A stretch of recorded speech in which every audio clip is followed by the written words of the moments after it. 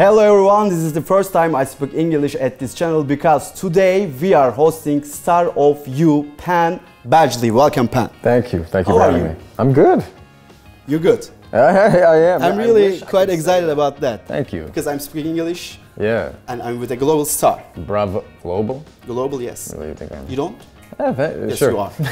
Okay, so we have limited time with you and your fans are so curious about you, I mean, as the series and also you as a person as well. We have a bunch of questions that we will get them from our followers, and if you're ready, we can begin. When you don't like the question, you can push this button.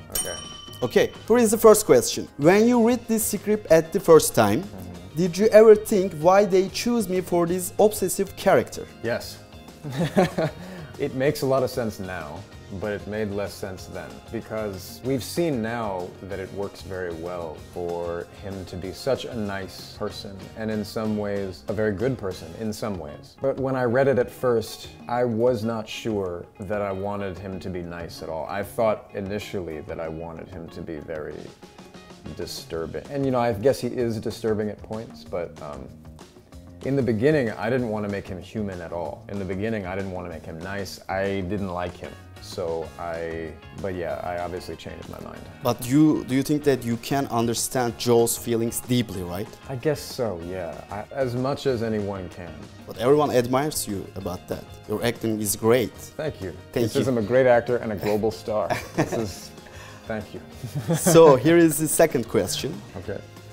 In personal life, I mean as Penn, do you want to have the manipulation and observation skill of Joe, even you don't prefer to use it? Well, do I want to, or do I... Do you want it to? Well, Joe has great vision. He doesn't come to the right conclusion. He doesn't make the right decision. He does see things pretty well, but then he's also very blind. You know, he really doesn't get it all. So I think I prefer my vision. I don't want anything of Joe's, really. Really? Yeah. Nothing? Maybe his face. I'll take his face. Okay, so another question is coming. What is the biggest challenge of acting Joe? Not judging him while I'm acting. That's the hardest part. Because he's crazy and he's not a good person. So in order to make him nice, I have to not judge him, you know. I have to try and be present. That is absolutely the hardest thing. There are other hard things, but that is the hardest. Okay, got it. And another question is coming. I'm not sure if it's some kind of spoiler, but I have to ask. Will Joe fall in love again at second season? Yeah, I mean, you wouldn't have a show if he didn't. He falls in love with love. In second season? Yeah, that's her name. That's the name of a person. That's not a spoiler. I think you get that in like the first episode. Actually, I would pose a question to the viewers. Is this love at all? Is Joe falling in love ever? Did he love Beck? I mean, he killed her. It's tricky. I think it's less tricky. As Joe said, it's tricky. I think maybe it's not tricky. I think he doesn't. I think he's not falling in love. You said he's a murderer. We got that. Yeah. Yes. It's not a love, right? I would say it's not love. I can say that. Yeah. So here's another question. Do you think that is there any common traits between Joe and Beck? They are human. Okay. Both living in a fantasy. What kind of fantasy? A dark fantasy.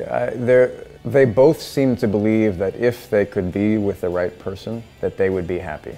So they share the fantasy that if something could just be different about their lives, they'd be happy. It's my understanding that happiness comes from within, right? But actually, this is what we all struggle with. So in that way, I very much relate to Joe and Beck. It's not that, it's very difficult, you know, to find happiness.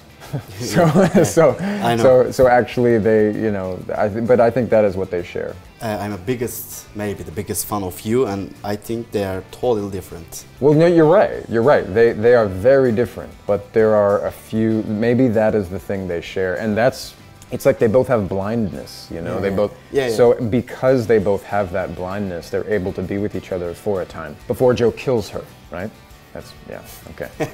Okay, here's another question. If you meet or like a girl like Beck in real life, what do you do to impress her? Me personally? Yeah, personally. Well, I'm married, so shake her hand, probably take a picture, right? I mean, you know, That's Okay, thank you. So here's another question. Unlike John, of course, have you ever stalked your crushes in your real life? I know you're married, but no, never. No. I mean, no. Okay, so I think the question is also trying to ask, you know, on social media, have you ever, you know, I actually didn't have social media before I was a global star. So I've never had the relationship to social media the way that others can. In a way, social media made everybody have the opportunity to be famous, you know, kind of, like within their network, within their school or their social network.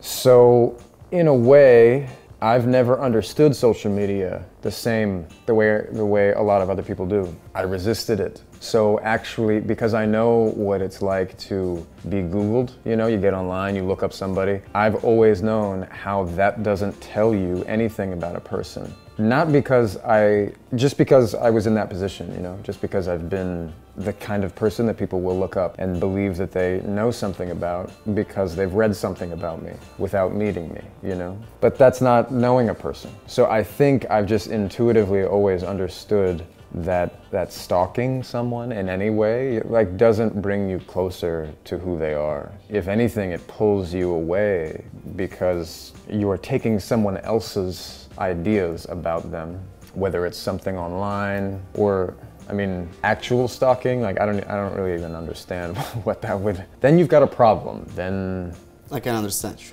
Yes. No, I can. Go ahead, please, ring the bell. I'm a local star. I've stalked my crushes. Okay, this is not an unexpected question, but I have to ask. Do you have any favorite Turkish actress, actor, director, or movie? Or do you know? I mean, I wish I could say that I know them. And in fact, I realize now that I should have done my research. But I don't really. I don't, you know, unfortunately in America we have this thing where it's like everybody knows of our culture and our things, and we know less about others, which is not good, you know. So I'm sorry.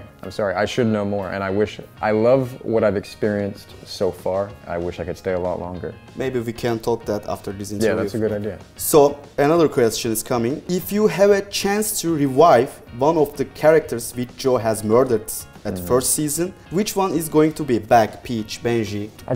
Beck, but that's, yeah, Beck, because, I mean, we get to know Beck the most. I mean, in a way, Peach is kind of the best person because she sees Joe for what he is. Of course, she has an unhealthy obsession. I mean, if you think about it, all the people who died deserve it. No. No, they don't deserve it. But they're all pretty flawed. So I would bring them all back to life and kill Joe. That's what I would do. Really? Yeah. Okay. Season 3. Season 3. Yeah. Benji, we're waiting you. So here's the final question. What is your first impression about Turkey or me? Are they interchangeable? Yes. I'm Turkey. Yeah, right. Istanbul is huge and varied. It's fascinating. I want to spend a lot of time here. So far, I've been in Istanbul, and I know that Istanbul is not all of Turkey. Istanbul seems incredible.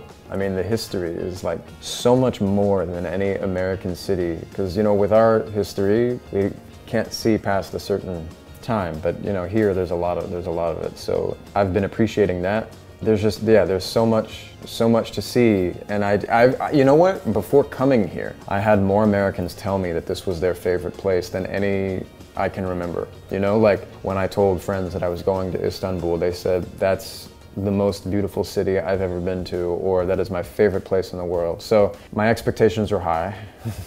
So far, they've been met. Well, thanks for everything. They didn't say anything about you, though. Me? I'm sorry. Yeah. Okay, not a problem. Thanks for everything. This is a great pleasure for me. Thank you. We are so excited about the second season of You. Do you want to back Turkey again for me? Yeah, man. Really? Come back? Come back for me? Yeah, I would love to. I would love to. Okay, thank you. Thank you. How do I say thank you? Teşekkürler. Teşekkürler. But it's so cliche, you know. You can say teşekkürler, but Teşekkürler. yes. Yes. It's so cliche, but it's okay. It's so cliche.